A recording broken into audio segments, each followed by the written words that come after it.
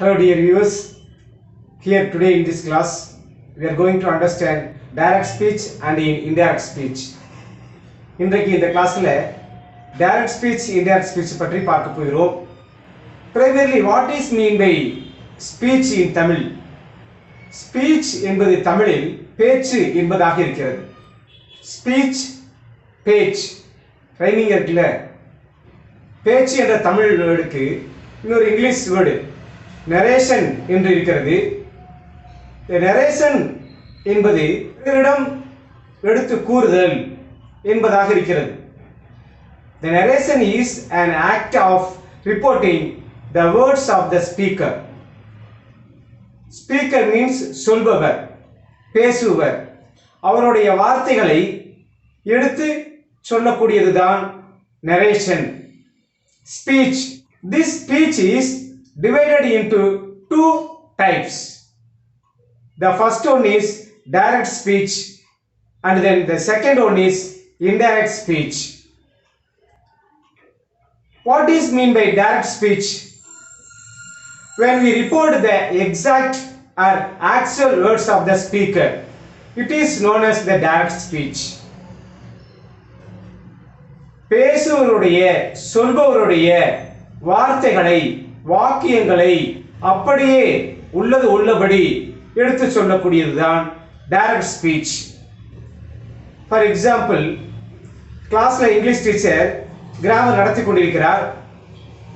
Headmaster rounds வருகின்ற பொழுது English டீச்சரை பார்த்து கேட்கிறார், sir what are doing, what are you teaching என்று கேட்கிறார்.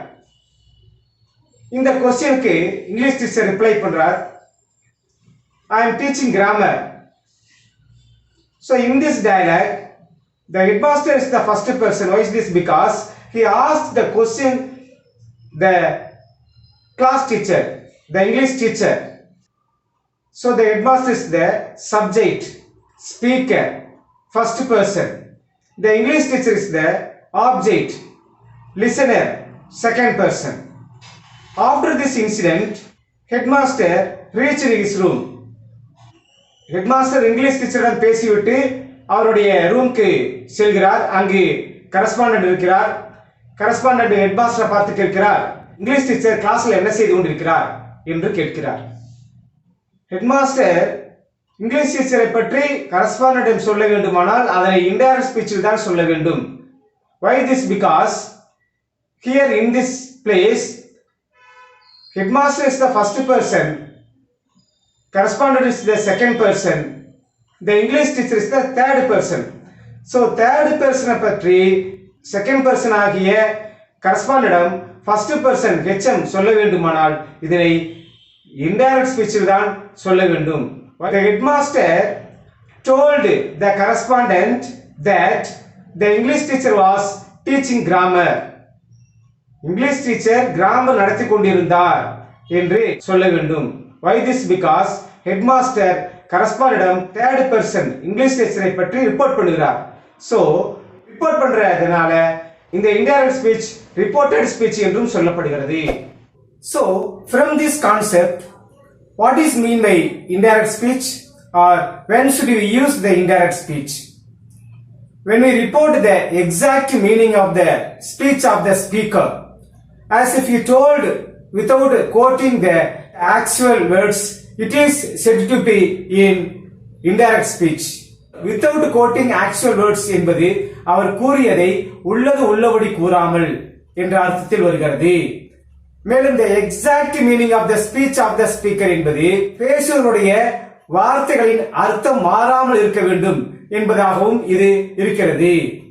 அதாவது பேசுவருடைய வார்த்தைகளை உள்ளது உள்ளபடியே கூறாமல் அவருடைய பேச்சின் சரியான அர்த்தத்தை அவர் கூறியதாக நாம் எடுத்து சொல்லும் பொழுது அதனை இன்டைரக்ட் ஸ்பீச்சில் தான் எடுத்து சொல்ல வேண்டும். What is the necessity to know the direct and indirect speech? Indirect speech, direct speech தெரிந்து கொள்வதனால நமக்கு என்ன use? The indirect speech and the direct speech is very useful to avoid confusions while using the direct speech in reporting. பிறரிடம் ஒருவரை பற்றி எடுத்து சொல்லுகின்ற பொழுது direct speech indirect ஸ்பீச்சை பற்றி தெரிந்து கொள்வது மிகவும் அவசியமானதாக இருக்கிறது. இந்த டைரக்ட் ஸ்பீச் இன்டைரக்ட் ஸ்பீச்சை ஒரு எக்ஸாம்பிள் மூலமா உங்களுக்கு விளக்கினால் இன்னும் தெளிவாக புரியும் என்று நினைக்கிறேன். Let's move on to the example.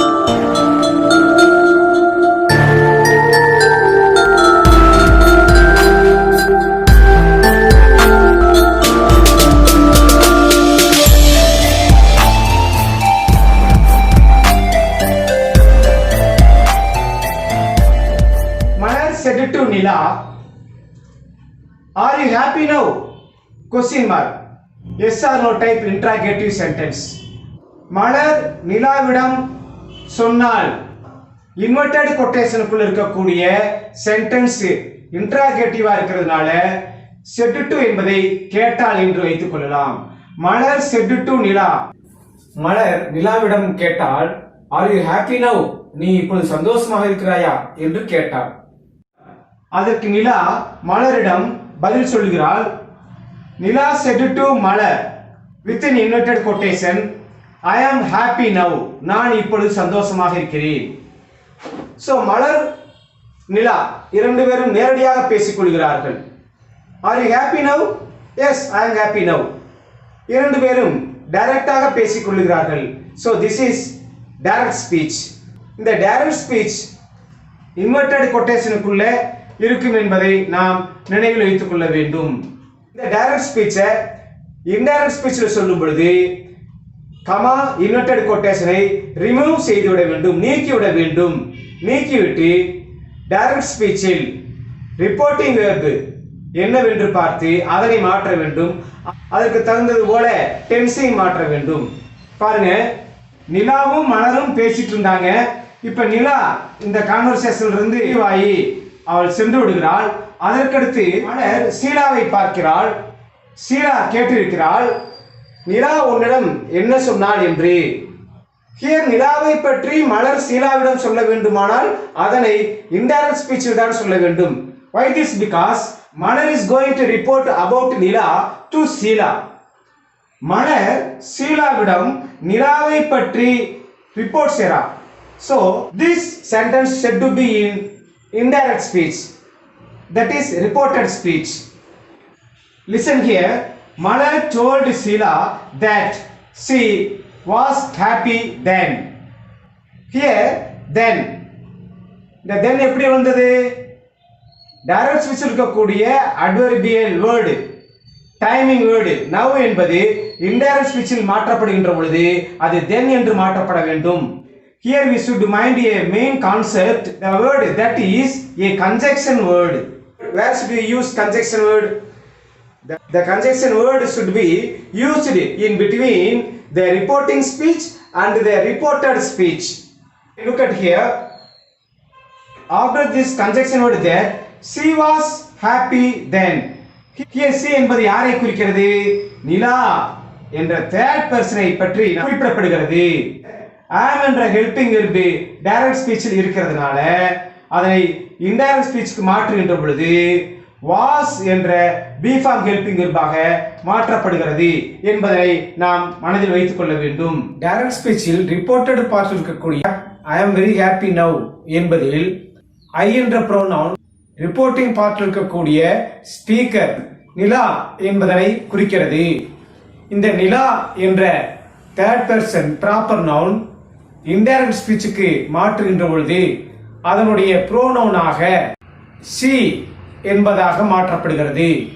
இந்த பி ஃபார்ம் ஹெல்பிங் வெர்ப் எப்படி இங்கே வாஸாக மாற்றப்படுகிறது? Why this? Because in this reporting speech the reporting verb said past tense, said to past tense. said மட்டும் இங்கு இருந்தால் listener இங்கு வருவதற்கு வாய்ப்பு இல்லை. said to என்று இருந்தால் கண்டிப்பாக இங்கு listener இருப்பார். இங்கு said என்று இருந்தால் ரிப்போர்ட்டிங் ஸ்பீச்ல as it is அப்படியே எழுதி கொள்ளலாம். பட் here said to என்று இருந்தால் அதனை told என்று மாற்றி எழுத வேண்டும் என்பதையும் நாம் மனதில் கொள்ள வேண்டும். said to என்றால் told, said மட்டும் இருந்தால் told என்று மாற்றி எழுதக்கூடாது என்பதையும் மனதில் கவனமாக வைத்துக் கொள்ளுங்கள். So like these rules There are about 7 rules should be followed by us when we change the direct speech into the indirect speech. Direct speech indirect speech க்கு மாற்றுகின்ற பொழுது 7 ரூல்ஸ் இருக்குது. அந்த ரூல்ஸ் எல்லாம் நம்ம கண்டிப்பாக அவசியம் தெரிந்திருக்க வேண்டும். அதுல பேஸ் கிராமர் கான்செப்டான சப்ஜெக்ட்னா என்ன, ஆப்ஜெக்ட்னா என்ன, ஸ்பீக்கர்னா யாரு, லிசனர்னா யாரு, ஃபர்ஸ்ட் பர்சன் யாரு, செகண்ட் பர்சன் யாரு, தேர்ட் பர்சன் யாரு, what are the structure of 12 tenses, இதெல்லாம் அவசியம் தெரிந்திருக்க வேண்டும். அதே போல பி ஃபார்ம் ஹெல்பிங் வெர்ப்ஸ் அவசியம் தெரிந்திருக்க வேண்டும். இவைகளை பற்றி ப்ரீவியஸ் கிளாஸ்ல டீடைலாக எக்ஸ்பிளனேஷன் கொடுத்திருக்கிறேன். அதையெல்லாம் பாருங்க, உங்களுக்கு தெளிவாக புரியும். அவைகள் எல்லாம் உங்களுக்கு தெரிந்திருந்தால் தான் டைரக்ட் ஸ்பீச் இன்டைரக்ட் ஸ்பீச் எளிமையாக உங்களுக்கு புரியும். Otherwise it will give you boring. அது மட்டுமல்ல, டைரக்ட் ஸ்பீச்சை இன்டைரக்ட் ஸ்பீச்சுக்கு மாற்றுகின்ற பொழுது what are the 4 type of sentence என்பதனையும் அவசியம் தெரிந்திருக்க வேண்டும். why this? because ஒவ்வொரு டைப் ஆஃப் சென்டென்ஸ்க்கு தகுந்தபடி நாம் டைரக்ட் ஸ்பீச்சில் இருந்து இன்டைரக்ட் ஸ்பீச்சுக்கு மாற்ற வேண்டும். Here in this class I have given just an introduction to this direct speech and indirect speech. In our next class I will teach you what are the rules should be followed by us when we change the direct speech into the indirect speech. Don't miss my upcoming videos. Until then, have a nice day.